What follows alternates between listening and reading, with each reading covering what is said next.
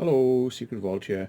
Sorry, I made a bit of a mistake. I've got to be really careful when I upload things these days because my favorite program, which is apparently one of the biggest selling programs in the world that all the professionals use, Adobe Premiere, gets worse every year. Every time they release a new edition, they cock something up. So it's like playing a game of whack-a-mole.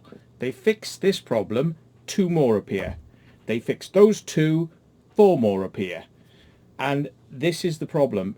One of the big things that most people are complaining about, and have been for the last 2 to 3 years, is that when you render your file out, the audio drops in and out, in and out, in and out. So when you've finished, you can't just go, oh, that's finished, I'll upload that. You have to watch it, and you have to fast forward through the whole video file to make sure the audio hasn't dropped out. Okay, so that's just one of many, many problems. Another one is like if you do preview rendering. You know, you want to do a preview render because it speeds up certain effects that got a lot going on, so you do a preview render. And then you might have hundreds of these preview renders to save you time on your timeline and make it play nicely when you're trying to edit. So you have all these preview renders. And to save time when you're exporting, you can tick a little box that says add the previews. However, if you do that and the previews are in Cineform, Cineform being the professional high-end codec that is bundled in with Adobe and is used instead of ProRes, which is Apple Mac uses ProRes, Windows uses Cineform. So it's the highest quality. And if you use that, your previews don't work because they don't work, because Apple ProRes works, but the bloody Adobe Cineform, which they bundle, don't work. So to get round it, you have to turn off acceleration for the render, which means now your render is going to go really slowly. Yeah. So everybody finds workarounds for this, right? So you turn off the acceleration for the output. And then I use an external plugin to re-accelerate Adobe so my output speed isn't affected.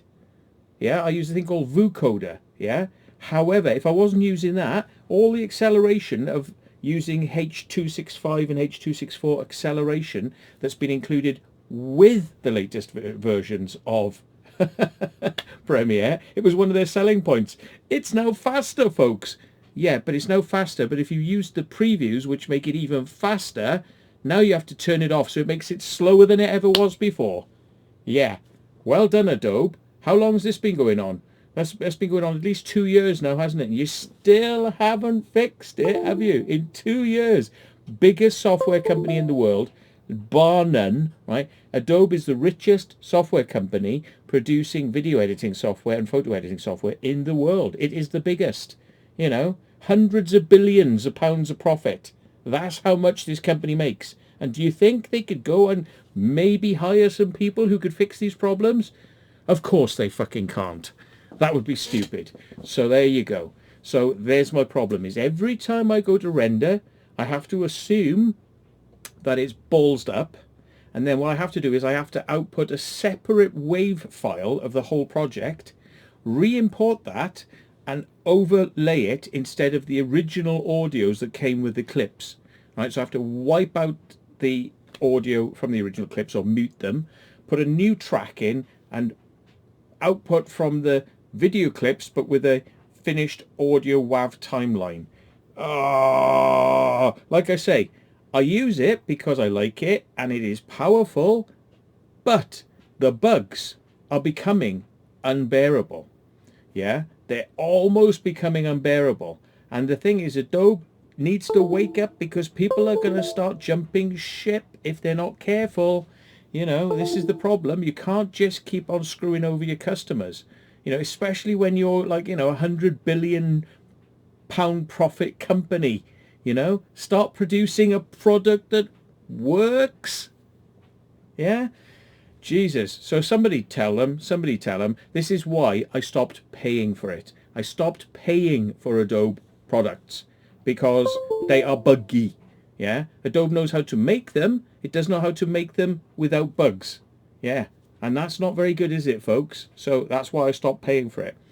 But with that, you know, every once in a while you see these videos and it'll be running along all sorts of, and then the audio will drop out.